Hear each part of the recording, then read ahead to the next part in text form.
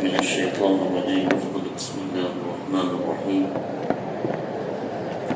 قال الله تعالى في محكم تنزيله والفرقان مخبرا وآمرا إن الله وملائكته يصلون على النبي يا أيها الذين آمنوا صلوا عليه وسلموا تسليما اللهم صل وسلم على رسولك سيدنا ونبينا مولانا محمد وعلى آل سيدنا ونبينا مولانا محمد وبارك وسلم عليه. إن الحمد لله نحمده ونستعينه ونستغفره ونعوذ بالله من شرور أنفسنا ومن سيئات أعمالنا. من يهده الله فلا مضل له ومن يضلل فلا هادي له. ونشهد أن لا إله إلا الله جل على ذكره. ونشهد أن محمد رسول الله صلى الله عليه وسلم عبده وصفيه وخيرته على خلقه وأمينه على وحيه وحفيظه على أمته وعلى من تبعهم بإحسان إلى يوم الدين. أما بعد، فقد قال جل وعلا في كلامه الأعلى: أعوذ بالله السميع العظيم بفضل بسم الله الرحمن الرحيم. يا أيتها النفس المطمئنة ارجعي إلى ربك راضية مرضية. صدق الله مولانا العظيم. புகழனைத்தும் எல்லாம் வல்ல அல்லாஹ் ஜல்ல சுப்ஹானஹு தஆலா ஒருவனுக்கே உரித்தாகுக.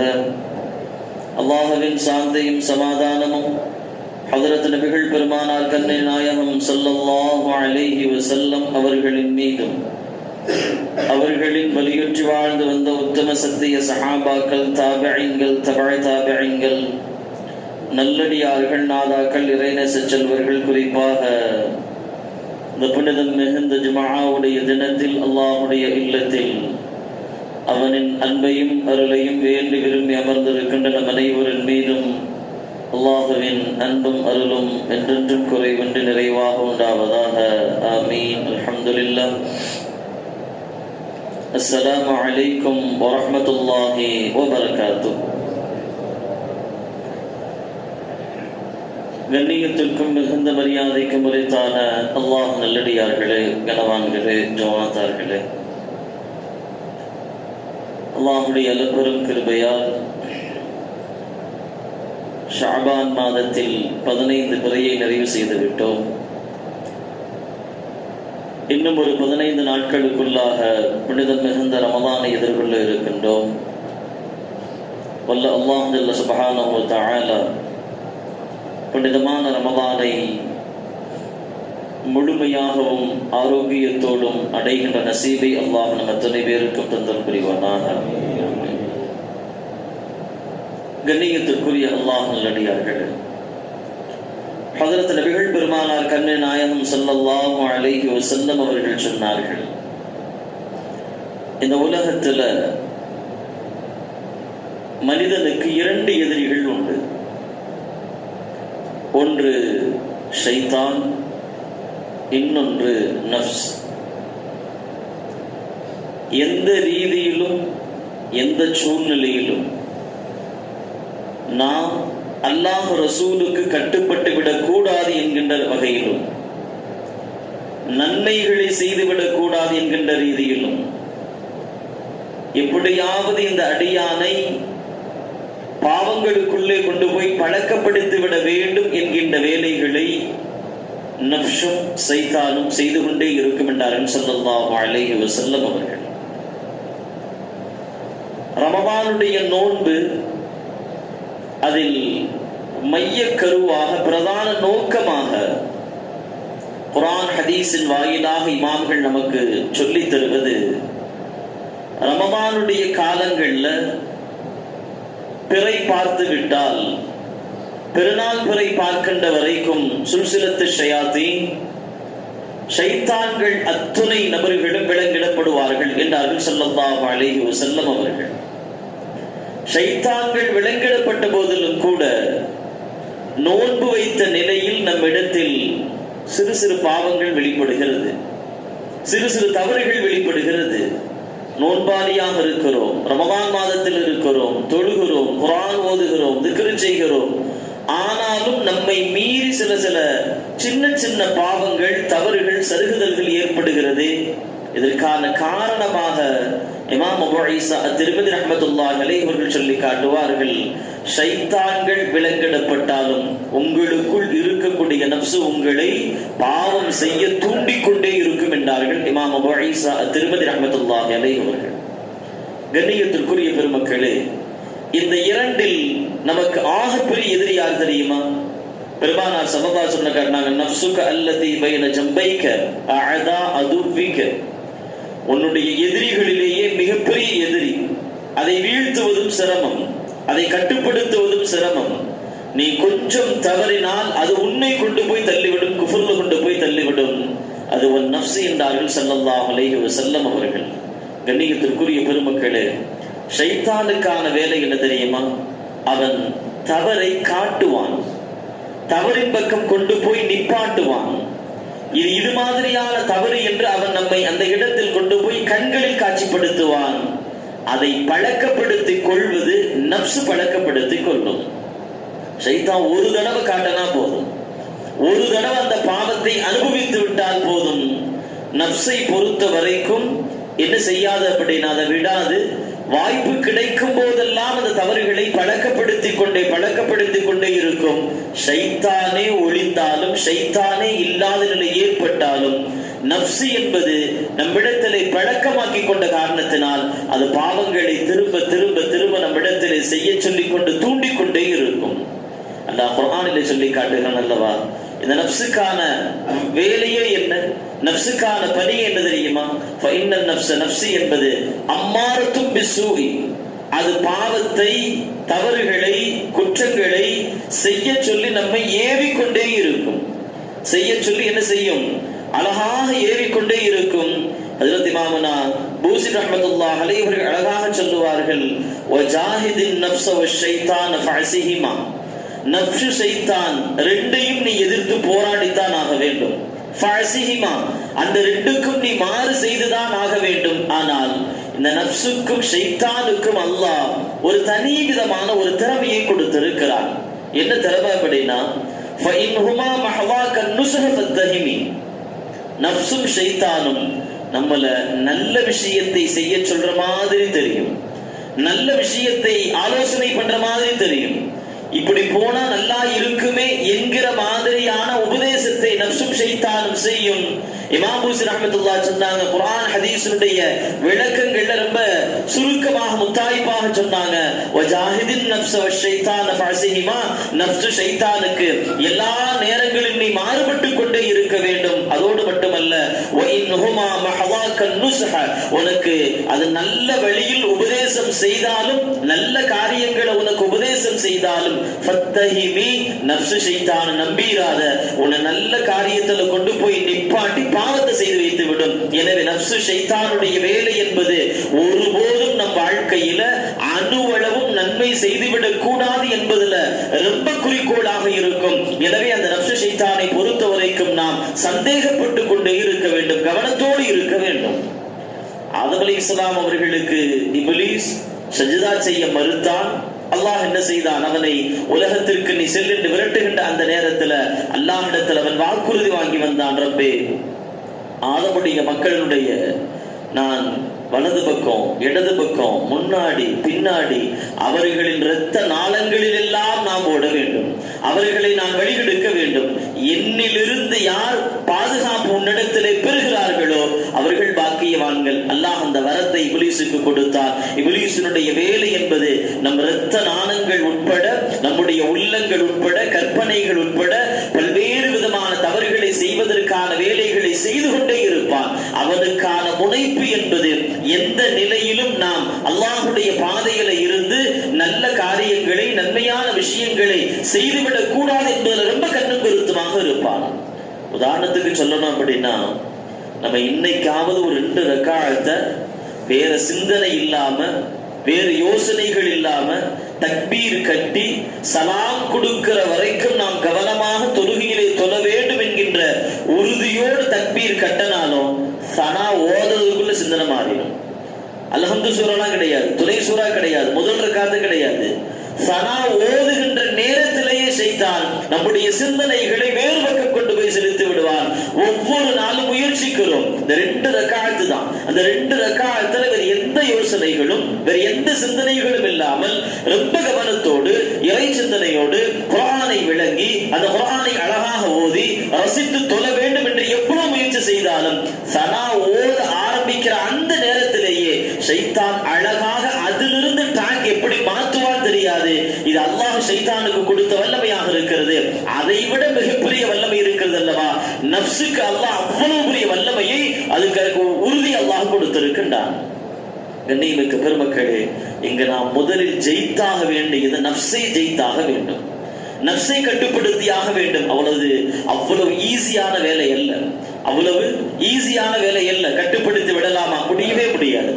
நஃப்ஸை கட்டுப்படுத்துவதற்கான வழிமுறைகள்ல ஒரே ஒரு வழிமுறை என்ன அப்படின்னா, நாம் பசித்திருப்பது என்பது நஃப்ஸை கட்டுப்படுத்துவதற்கான ஆரம்ப வேலைகளில் முதற்கட்ட பணி. அவ்வளவுதான்.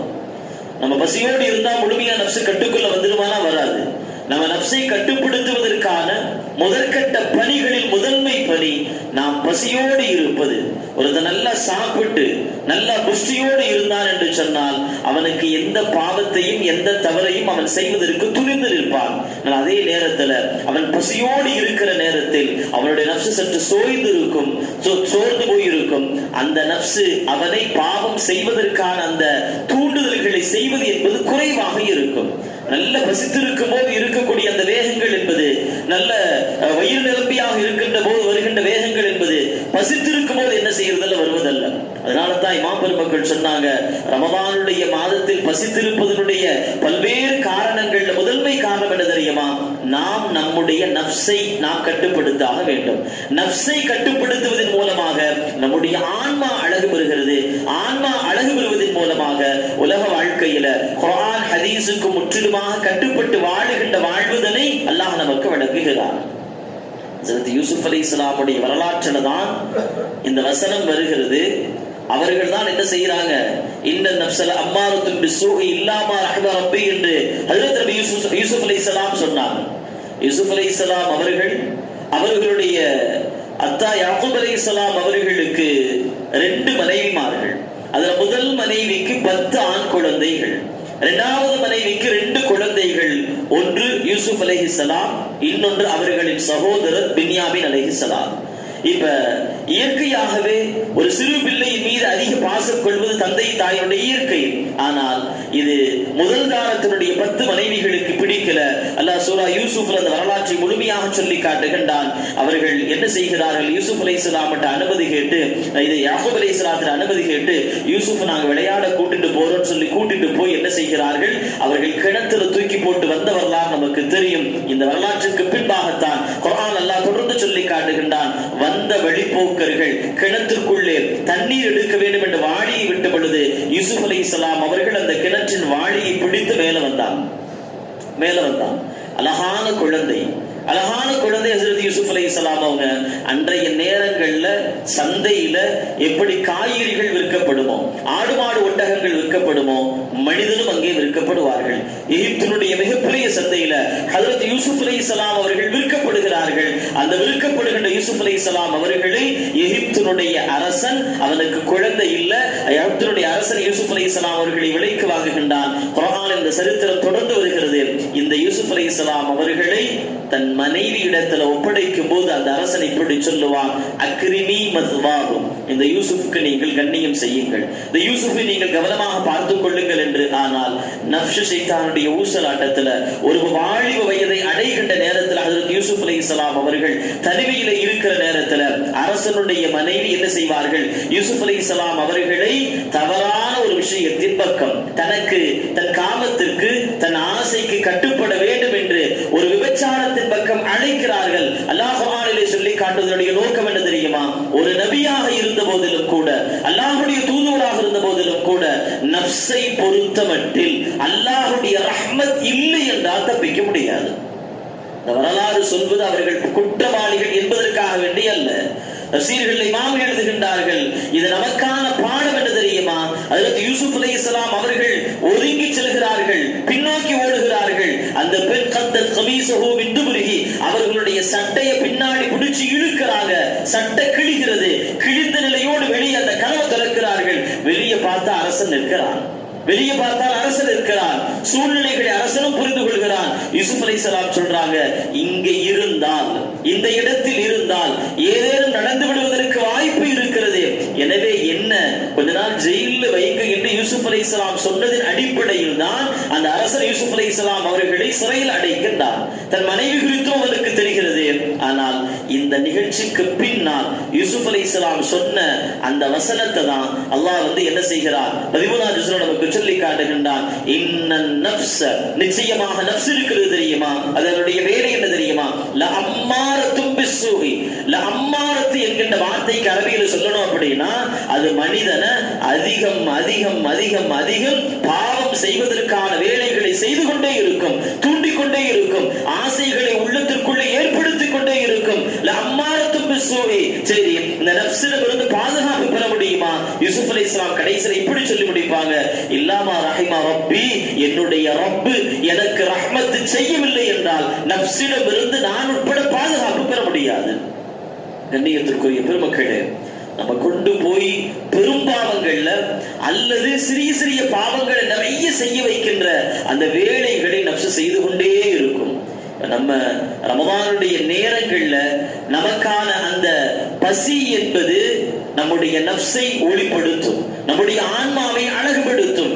எப்படி நம்ம சாப்பிட்டா உடல் ஆரோக்கியமா புஷ்டியா இருக்கிறோமோ, பசி என்பது நஃப்ஸை என்ன செய்யும்? அது பலத்தை இறக்க செய்து அதுக்கான நூரை ஒளி அல்லாஹ் கொடுக்கும் என்கின்றார்கள் பெருமானார் ஸல்லல்லாஹு அலைஹி வஸல்லம் அவர்கள். இந்த நஃப்ஸை பத்தி ரொம்ப சுருக்கமாக சொல்ல வேண்டும் என்றால் நிறைய இந்த கதைகள்ல சொல்ல மாதிரி சொல்லலாம். நம்ம ஒரு குரு என்ன செய்கிறார், நான் இனிமேல் எந்த தவறையும் செய்யக்கூடாது, எந்த தவறையும் பார்க்க கூடாது, தவறான விஷயங்களை பேசக்கூடாது, தவறான சபலமான எண்ணங்கள் எனக்குள் வரக்கூடாது.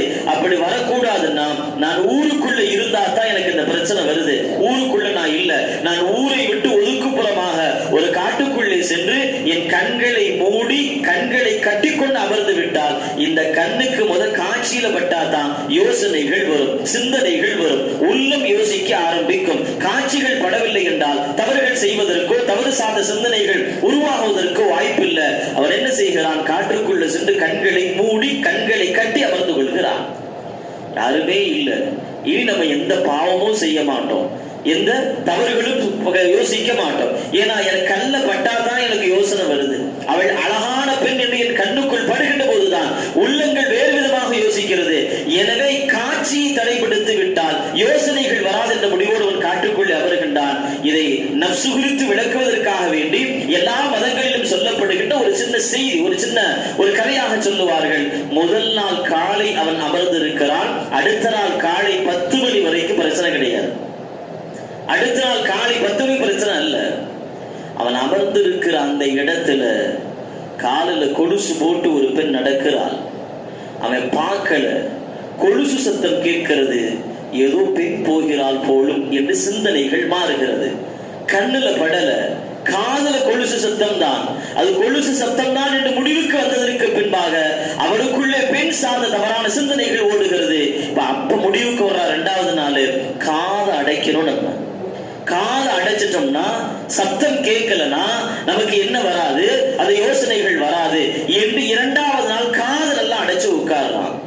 3வது நாள் காலையில திரும்பவும் அதே அந்த நேரம் காலையில 10 மணிக்கு அந்த பெண்ணு கொலுசு போட்டுதான் வந்தா, இவனுக்கு காதல விடல. அவள் என்ன செய்கிறாள், நடந்து வருகிறாள். இவன் கண்ணை கட்டி இருக்கா, கண்ணுல தெரியல, காட்சிக்கு படல. ஆனால் 3வது நாள் வருகின்ற போது அவள் தலையில மல்லிகைப்பூ வச்சுக்கிட்டு வந்தான். அவனுக்கு அந்த மல்லிகைப்பூ வாசனை அடிக்கின்ற பொழுது மீண்டும் என்ன சிந்தனை வருகிறது, ஒரு பொம்பளை போறா போல, இங்க மல்லிகைப்பூ வச்சுட்டு பொம்பளை போறா போல என்று யோசனைக்கு வருகிறான். என்னடா கண்ணை கட்டினாலும் பிரச்சனைன்னு நினைச்சோம், பார்த்தா கண்ணை கட்டியும் என்ன பிரச்சனை வருது, காதுல கேட்குது. காத பொத்தனால பிரச்சனை என்ன, வாட வருகிறது.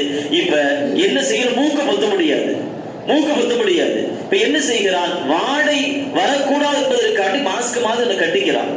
இப்ப 4வது நாள் காலையில 10 மணிக்கு அந்த பெண் நடந்தும் வரல, கொலுசு போட்டும் வரல, பூ வச்சும் வரல, வரவே இல்லை.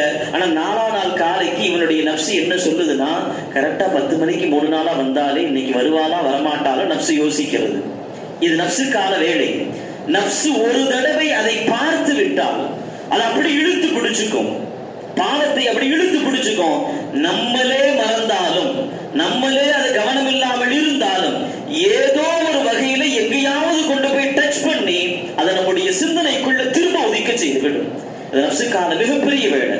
அதனால்தான் பூஜை ரஹ்மத்துல்லாஹ் சொன்னாங்க, உனக்கு நப்சு நல்லதே சொல்ற மாதிரி இருந்தாலும் நீ சந்தேகப்படு.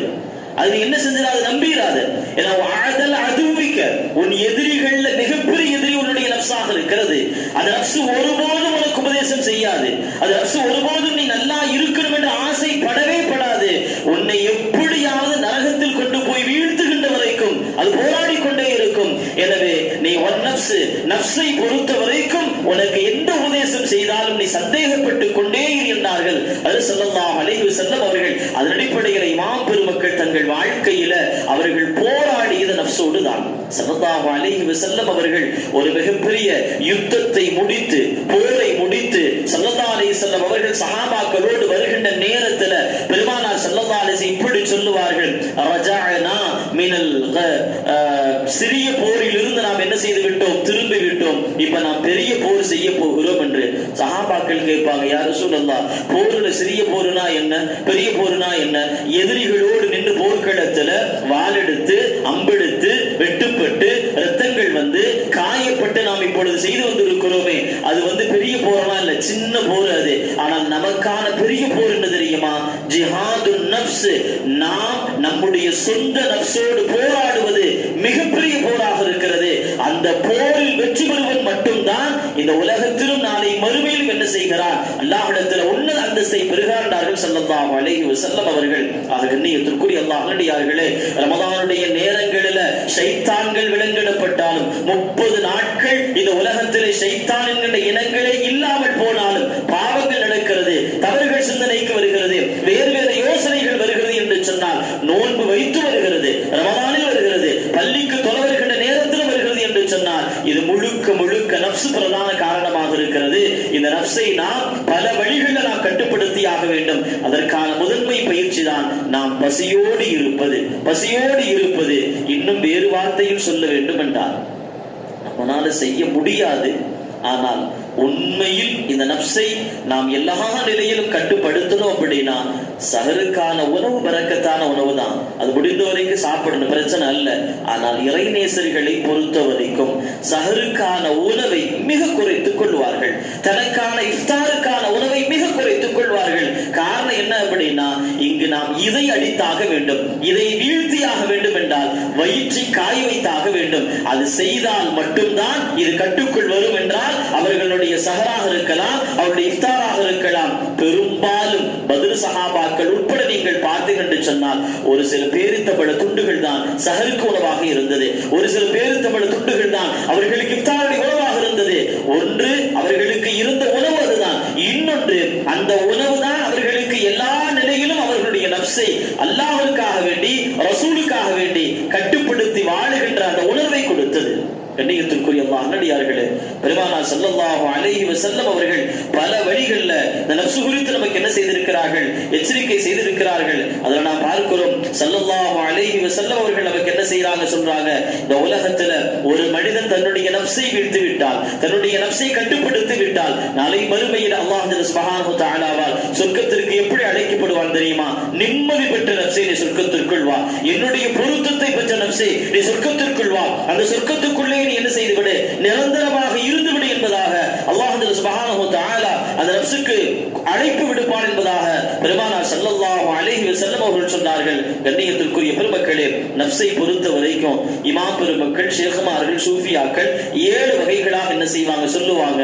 அல்லாஹ் சுப்ஹானஹு வ தஆலா குர்ஆனில் பிரதானமாக 3 விதமான நப்சை அல்லாஹ் சொல்லி காட்டுகின்றான். முதல் நப்சு என்ன அப்படின்னா நப்சு அம்மாரா. அந்த நப்சுக்கான வேலை என்ன அப்படின்னா அவனை பாவம் செய்ய வைத்துக் கொண்டே இருக்க வேண்டும். அதுல குறிப்பா எது மாதிரியான பாவம்? சபலங்கள், ஒரு பெண் குறித்து தவறான யோசனைகள், தவறான சிந்தனைகள், இந்த சிந்தனைகள், கற்பனைகள், சபலங்கள் வந்துவிட்டால் வேற எந்த வேலையுமே மனிதனுக்கு ஓடாத நிலைக்கு கொண்டு வந்து நிப்பாட்டி விடுவார். பல மனிதர்கள், பல பெரியவர்கள், பல அரசியல்வாதிகள், பல தொழிலதிபர்கள் வீழ்ந்ததற்கான முதல் காரணம் இந்த சபலங்கள் தான். இந்த சபலத்தை ஏற்படுத்துகின்ற வேலையை நப்சே அம்மாரா திரும்ப திரும்ப திரும்ப திரும்ப செய்து கொண்டே இருக்கும் என்றான் அல்லாஹ் சுப்ஹானஹு வ தஆலா. இரண்டாவதாக நப்சே லவ்வாமா. நப்சே லவ்வாமா.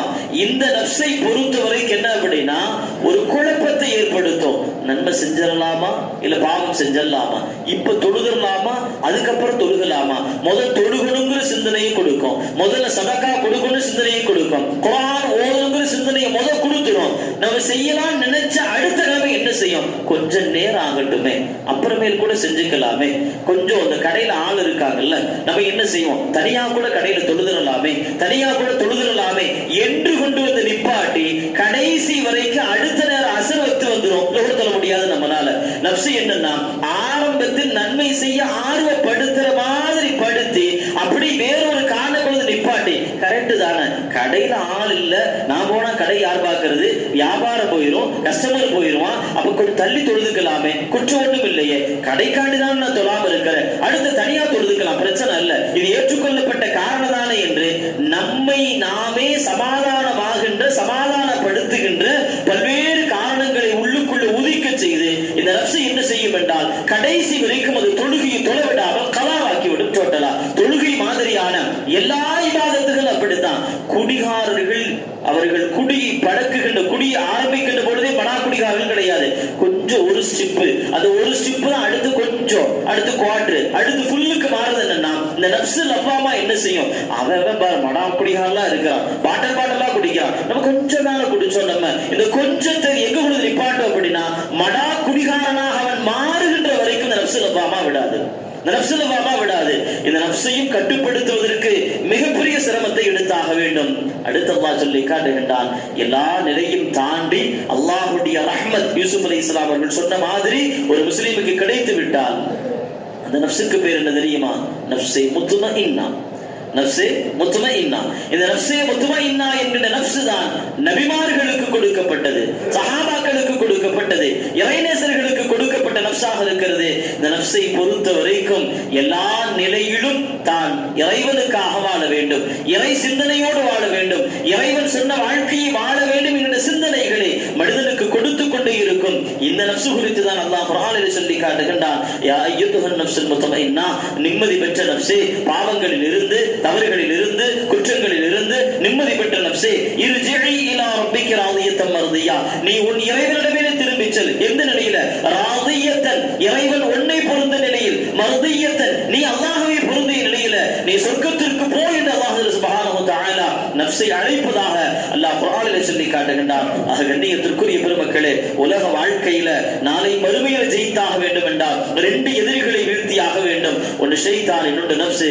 இதில் ஆகப்பெரிய எதிரியாக அல்லாஹ் சொல்வது நப்சாக இருக்கிறது. அந்த நப்சை இந்த ரமதானுடைய நேரங்கள்ல கொஞ்சம் கவனங்கள் இருந்தால் போதும். ஆனா ரொம்ப சிரமம், அது அவ்வளவு ஈஸி கிடையாது. கொஞ்சம் கவனங்கள், எப்பாடுபட்டாவது இந்த நப்சை கட்டுப்படுத்துவதற்கான வேலைகள்ல கண்களை, காதுகளை, வாய்களை, சிந்தனைகளை, நமக்கு எந்த இடத்துல உட்கார்ந்தா ஏதாவது கண்ணில் தவறா படும் என்றால் ரமதானிலாவது அந்த இடங்கள் தவிர்த்து கொள்ள வேண்டும். எதையாவது நம்ம பார்த்தோம்னா வேறு சிந்தனைகள் மாறும் என்றால் சிந்தனைகள் மாறுவதற்கான வேலைகளையோ சூழ்நிலைகளையோ இல்லாமல் ஆக்கிக்கொள்வது நமக்கான பிரதான வேலை. அதான் பெருமானார் சொல்லுவாங்க, நீங்கள் தனியாக இருக்க வேண்டாம். ஒன்று.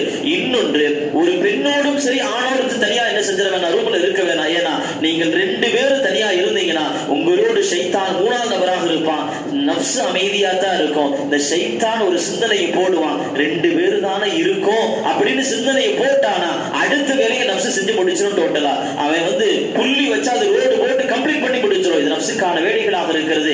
எந்தெந்த சூழ்நிலைகளில் எல்லாம் நப்சை நாம் பாதுகாத்தாக வேண்டுமோ, எந்தெந்த சூழ்நிலைகள் எல்லாம் நப்சு நம்மை பாவம் செய்வதற்கான வேலைகளை தூண்டிக் கொண்டே இருக்குமோ அந்த சூழ்நிலைகளில் இருந்து நாம் நம்மை தற்காத்துக் கொள்வது என்பது நம்மின் மீதான பிரதான கடமையாக இருக்கிறது. இந்த நப்சு கடைசியில எங்க கொண்டு போய் நிப்பாட்டோம் அப்படின்னா மரணிக்கிற நேரத்துல இவனை காஃபிரா மரணிக்க வைக்கின்ற வேலையை நஃப்ஸும் ஷைத்தானும் செய்து கொண்டே இருப்பார்கள். அல்லாஹ் பாதுகாத்தாக வேண்டும். இந்த புனிதம் மிகுந்த ரமலானுடைய பொருட்டால் அல்லாஹ் சுப்ஹானஹு வ தஆலா இந்த இரண்டு எதிரிகளை வீழ்த்துகின்ற அந்த உறுதியை, அந்த சூழ்நிலை அல்லாஹ் நம்ம அத்தனை பேருக்கும் தந்திர புரிவானாக. நஃப்ஸு ஷைத்தானால் வீழ்ந்த நபர்கள்ல நம்மை அல்லாஹ் ஆக்காமல் நஃப்ஸு ஷைத்தானை வெற்றி கொண்ட நல்ல மக்களாக அல்லாஹ் நம்மையும் நம் குடும்பத்தாரும் அல்லாஹ் ஆக்கில் புரிவானாக. வ ஆகிரு தஅவானா அல்ஹம்துலில்லாஹ். அஸ்ஸலாமு அலைக்கும் வ ரஹ்மத்துல்லாஹி வ